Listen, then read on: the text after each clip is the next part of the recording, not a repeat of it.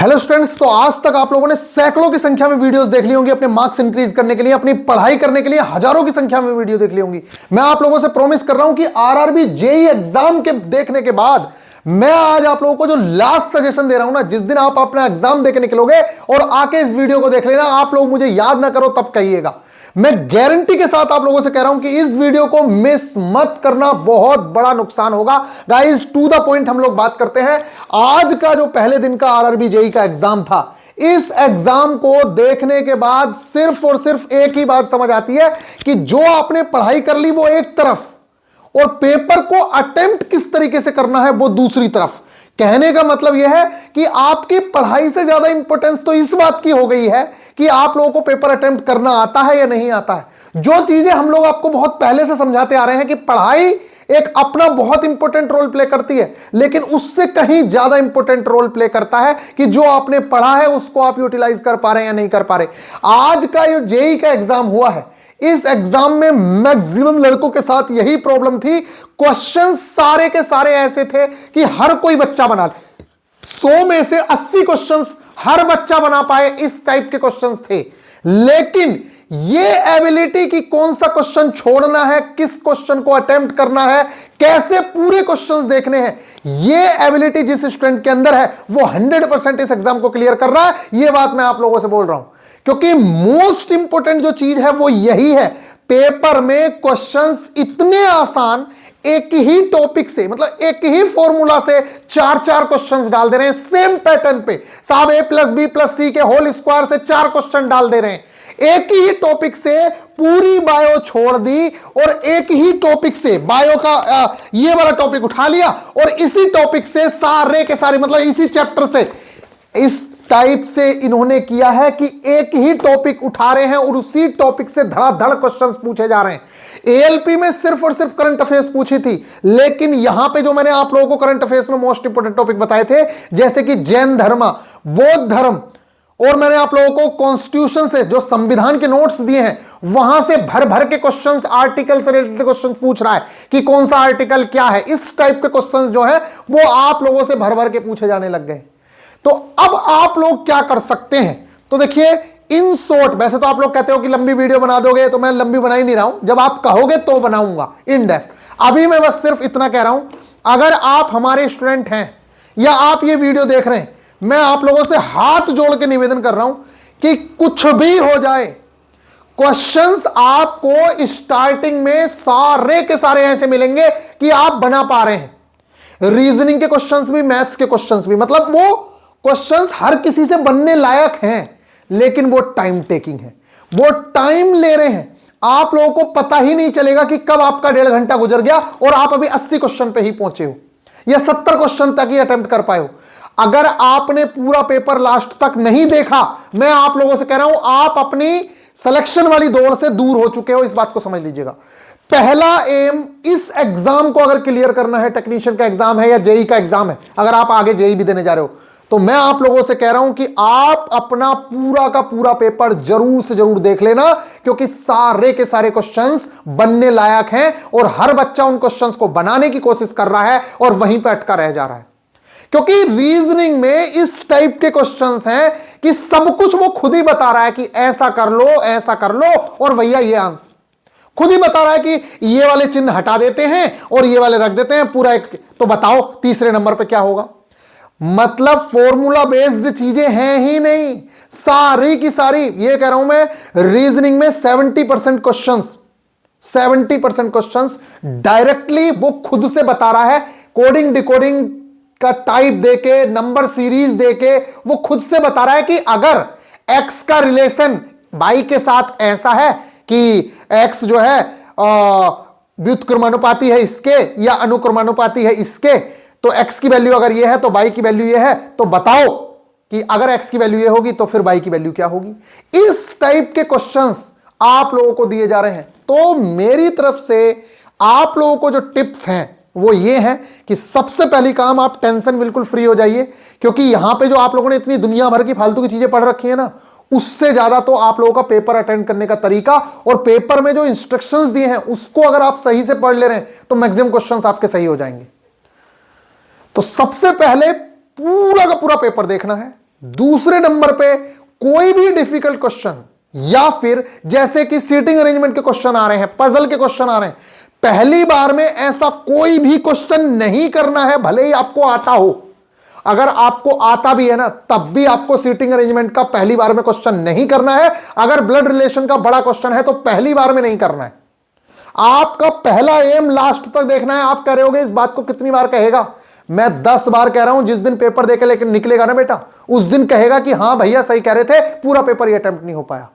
Reality यही है, maximum लड़के पूरा पेपर ही नहीं देख पा रहे हैं और लास्ट में क्वेश्चंस बहुत इजी देखने को मिल रहे हैं।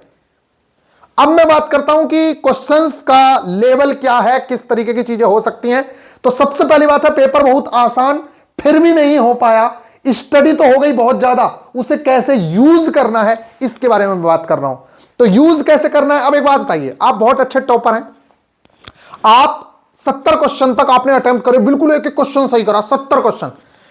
आपने लास्ट के 30 क्वेश्चन देखे ही नहीं। एक बच्चे ने पूरा 100 क्वेश्चन का पेपर देख लिया, लास्ट के 30 क्वेश्चन जो आप देख ही नहीं पाए, उसमें से उसने 17 क्वेश्चन ठीक कर दिए। आपको क्या लग रहा है कि आपके 70 में से अगर मैं कह रहा हूं 60 क्वेश्चन सही भी हो गए, 10 क्वेश्चन गलत हो गए, तब भी आपके 57 ही तो नंबर बने। लेकिन जो बच्चे ने 100 क्वेश्चंस करे हैं, 17 तो उसके 29 में से ही सही हो गए, तो वो बच्चा आपसे आगे निकलने वाला है। इस बात को आप बैट लगा लीजिए मेरे से। इसलिए मेरा कोई भी बच्चा ऐसा नहीं होना चाहिए जिसने पूरा पेपर नहीं देखा। यह बात मेरी पहली टिप है।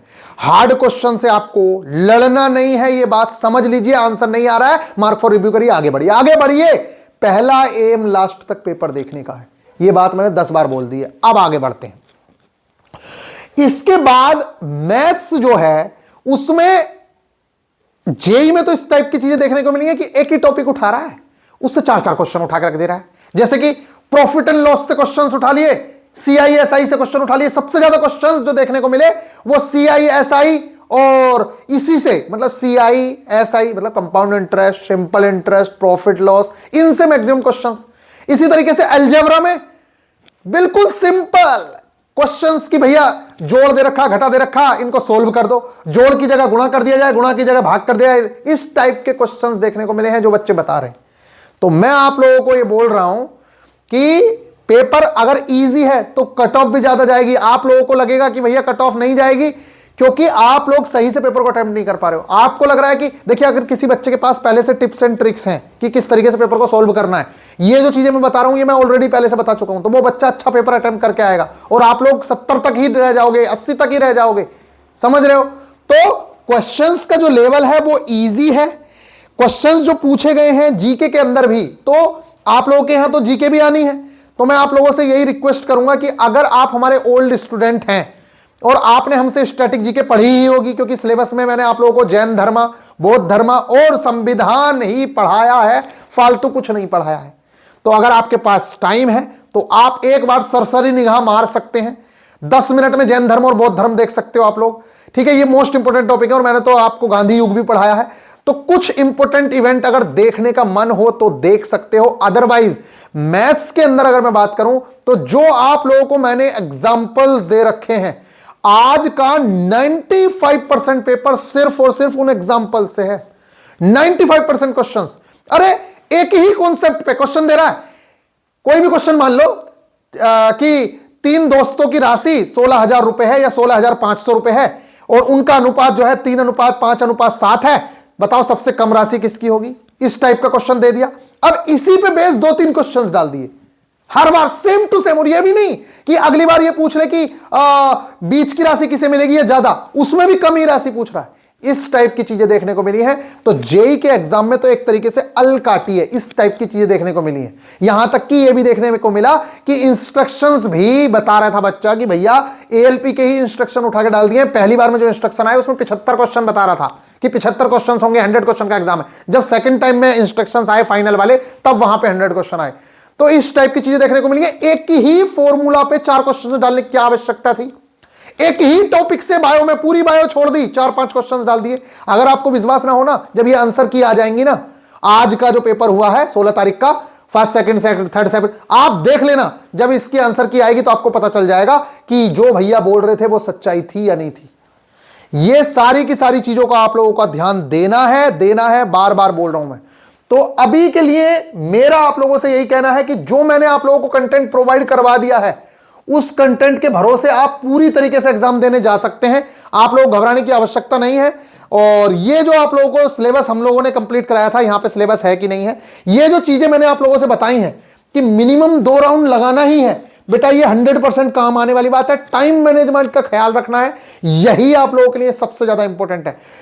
एक चीज और मोस्ट इंपॉर्टेंट मैं आप लोगों को बता दूं, क्वेश्चंस जेई में तो इस लेवल के थे, इतने आसान थे कि आपने वो क्वेश्चन हर हाल में देखा ही होगा पहले।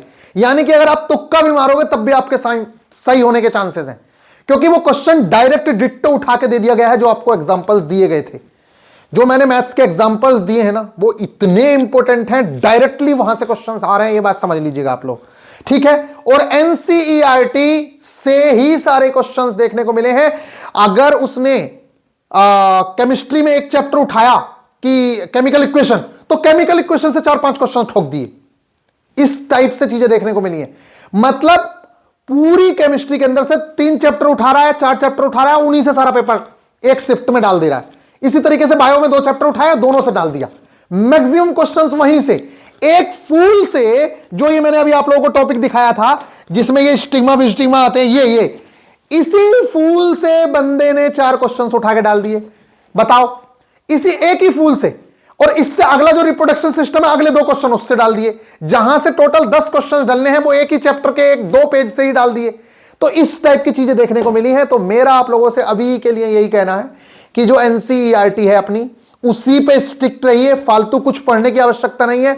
और एनसीईआरटी की डिट्टो लाइन बाय लाइन पढ़नी है, और यही बुक काम आएगी। जो मैंने मार्किंग दी है वही काम आएगी। आप सोचो एनसीईआरटी बेस्ड कोई किताब पढ़ लूंगा किसी की भी, वो काम नहीं आएगी, ये बात समझ लेना। यहां के एक एक चीज जो यहां पे जैसे दी है, जैसे कि इसमें अभी हाइड्रा दिया हुआ है, ठीक है, तो हाइड्रा से रिलेटेड क्वेश्चन पूछ सकता है, और पूछे हैं। इसी तरीके से आप लोगों से लेंस से जो क्वेश्चन पूछे गए, वो भी डायरेक्टली आपकी एनसीईआरटी से पूछे जा रहे हैं, प्रतिबिंब से पूछे जा रहे हैं। विद्युत धारा से रिलेटेड क्वेश्चंस पूछे जा रहे हैं, डायरेक्ट फॉर्मूला बेस्ड क्वेश्चंस, कि भैया देखो प्रतिरोध से क्वेश्चन पूछ लिए, तो 3 क्वेश्चन प्रतिरोध से ही पूछ लिए, और वो भी एक ही फॉर्मूला से, R बराबर रो एल अपॉन ए से। बार बार पूछ रहा है कि प्रतिरोध जो है वो लंबाई के क्या होता है, समानुपाती दिख ही रहा है, R बराबर R रो एल अपॉन ए है। इसी तरीके से कि B बराबर IR में वो पूछ रहा है कि भैया आप बताओ कि प्रतिरोध धारा के कैसा होता है, व्युत्क्रमानुपाती होता है, समानुपाती होता है। इस टाइप के क्वेश्चंस, मतलब एक ही चीज से आपसे बार बार चीजें पूछी जा सकती हैं। तो आप लोगों को इन चीजों का ध्यान रखना है कि आगे के लिए जो भी एनसीईआरटी आप लोगों की है, इसको जी जान लगा के करो। यहीं से मैक्सिमम चीजें पूछी जाएंगी। बाकी रियल क्वेश्चंस तो किसी को नहीं पता है, वो तो आंसर की आने के बाद ही मिलेंगे। लेकिन चैप्टर्स मैंने आप लोगों को बता दिए हैं कि चैप्टर्स जो हैं पूरे के पूरे एनसीईआरटी ही करनी पड़ेगी। ये आप भूल जाइए कि आज इस शिफ्ट में इससे आ गया तो कल को भी इससे आएगा, ऐसा नहीं होगा। आपको एनसीईआरटी पूरी की पूरी देखनी ही है। तो मेरे लास्ट टाइम के टिप्स एंड ट्रिक्स यही हैं कि तुक्का भी मारना है तो बहुत हद तक लॉजिकल तुक्के मारिएगा, क्योंकि डायरेक्ट क्वेश्चंस तो आ रहे हैं। और हां, एक चीज और, जीके जो आ रही है या बाकी चीजें आ रही हैं, वो डायरेक्ट करंट से कोरिलेट करके ही आ रही हैं। इसलिए अगर आप तुक्का भी मारें तो करंट से कोरिलेट करके ही मारिएगा। इस चीज को ध्यान रखिएगा। डिफिकल्ट क्वेश्चन से कभी भी नहीं लड़ना है। फर्स्ट राउंड में पजल या सीटिंग अरेंजमेंट के क्वेश्चन नहीं करने हैं। देखो, ये आज बच्चे बोल रहे हैं, जब हम पहले ही करवा चुके हैं इस चीज को। कितना क्वेश्चन अटेम्प्ट करना है, ये आपकी शिफ्ट पर डिपेंड करेगी। हो सकता है शिफ्ट डिफिकल्ट हो जाए, लेकिन मैं आप लोगों को बार बार बता रहा हूं, रीजनिंग टाइम टेकिंग है, टाइम टेकिंग है, टाइम टेकिंग है। आप एक लास्ट टाइम में मैं कंक्लूजन दूंगा, उस चीज को समझ लीजिएगा। इसके बाद एनालिसिस तो हो ही नहीं रहा है, वो तो छोड़ दीजिए, ये तो उस टाइम का लिखा हुआ है, ठीक है। जब चारों ऑप्शंस में से ये तो सारी की सारी चीजें पहले से ही हम लोग बता चुके हैं, इसको अब मैं बार बार नहीं बताऊंगा, क्योंकि ये सब कहना बार बार अच्छा नहीं लगता है। अब मैं बात करता हूं आप लोगों की जो मोस्ट इंपॉर्टेंट चीज है। तो अब लास्ट टाइम पे आप क्या कर सकते हैं? तो मेरे अकॉर्डिंग सबसे पहला काम, पूरा पेपर देख लेना। दूसरे बार जो एएलपी के पेपर हुए हैं वो आप लोगों के सामने हैं। तो मेरी आप लोगों को सलाह यह है कि एएलपी के पेपर उठा लो, सारे पेपर सोल्व मत करो, सिर्फ और सिर्फ उसमें से 3 पेपर 4 पेपर सोल्व कर लो। आपको रीजनिंग का टाइप पता चल जाएगा, किस टाइप के क्वेश्चंस पूछे गए हैं। रीजनिंग में जैसा टाइप एएलपी में है वैसा ही टाइप जेई में है, और लगभग उस टाइप के ही क्वेश्चंस आप लोगों को टेक्नीशियन में देखने को मिलेंगे। ठीक है, तो यही सारी चीजें हैं फिलहाल के लिए मेरे अकॉर्डिंग। तो बस लास्ट तक पेपर देखना सबसे इंपॉर्टेंट है। बार बार बोल रहा हूं, टाइम टेकिंग चीजें हैं, टाइम लगेगा, लेकिन उसके बावजूद भी आपको पूरा पेपर देखना ही देखना है हर हाल में। ठीक है, और बस यही चीजें हैं। बाकी तो मैथ्स के फॉर्मूलाज देख रहा हो, डायरेक्ट फॉर्मूला बेस्ड क्वेश्चन आ रहे हैं। रीजनिंग में घबराओ मत ज्यादा, क्योंकि जो तुमने फॉर्मूलाज वुलमाज दुनिया की चीजें पढ़ी है वहां से क्वेश्चंस नहीं आ रहे हैं। डायरेक्ट वो खुद से दे रहा है सारा डेटा, उस डेटा को आपको पढ़ना है और आंसर देने हैं। डेटा को पढ़ना है और आंसर देना है, और वो आपके लिए और ज्यादा आसान हो जाएगा अगर आपने एलपी के क्वेश्चंस लगा लिए तो। आई होप कि आप लोगों को ये बातें समझ आ रही होंगी। मिलेंगे नेक्स्ट वीडियो में, ख्याल रखिएगा, टेक केयर।